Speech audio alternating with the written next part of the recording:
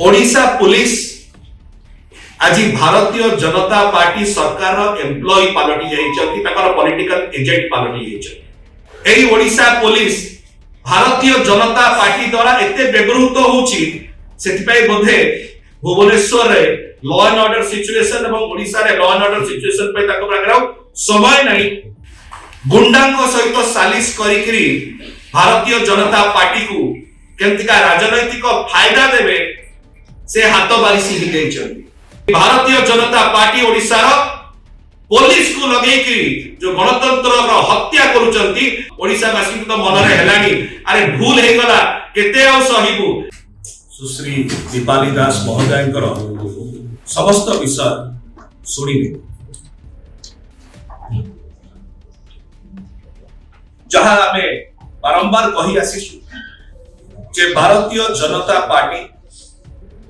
की प्रकार भावरे गणतंत्र को हत्या करे तार विवरणी एवं नजीर दीपाली मैडम हम समस्त को सम्मुख रे रखी चलती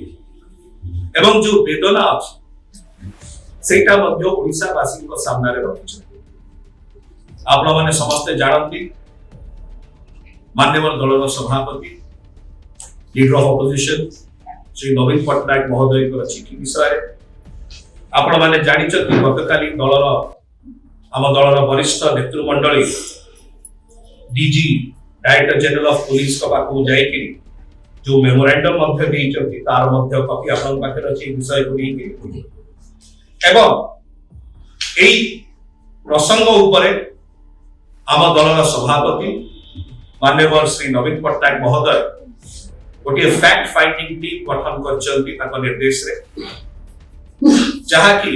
झारसुगुड़ा को जाई ए संपूर्ण घटनार पुंखानुपुंख तदंत करिवे फैक्ट फाइंडिंग करिवे एवं यार संपूर्ण विवरणी एवं रिपोर्ट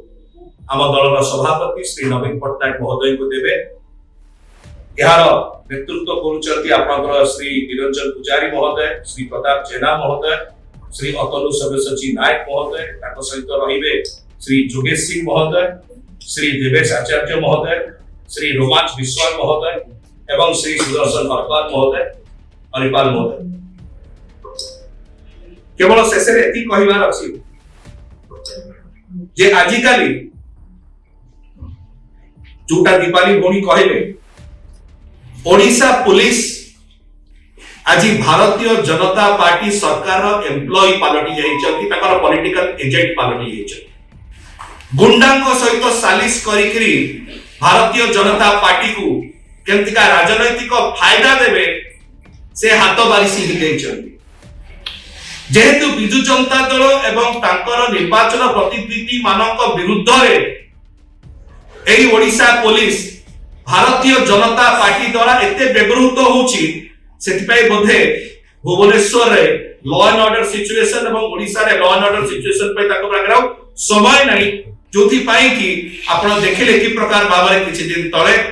जने पुलिस मित्रकर ए प्रकार भाबरे विभत्स्य हत्या हला रसूलगढ़ फ्लाईओवर ऊपर गोटे जिंस खाली कहिबु एई प्रवासी भारतीय दिवस वाला केते जण लोक आसिले केते कम लोक थिले समस्त देखि चलती भल कथा प्रवासी भारतीय दिवस हवाटा भल कथा परवर्ती समय रे बस रे केति लोक पुनी गुहाई कि निया कला कि लोक देखि किंतु सेमानक पाई 70-80 प्लाटून पुलिस फोर्स लागुची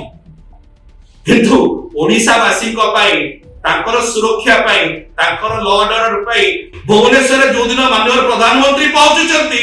से दिन फ्लाईओवर ऊपर खंडे पुलिस के ठिया हे जोरा पे ये प्रकार घटना घटिछि। एतु गोटाय जिंस स्पष्ट कि भारतीय जनता पार्टी ओडिशा रो पुलिस को लगेकी जो गणतंत्र रो हत्या करूचंती एहा को ओडिशा वासी केबे क्षमा देबे नाही एवं ओडिशा वासी तो मन रे हेलानी अरे भूल हे गला केते आ सहिबु एटा असह्य हेलानी यार जवाब ओडिशा वासी देबे।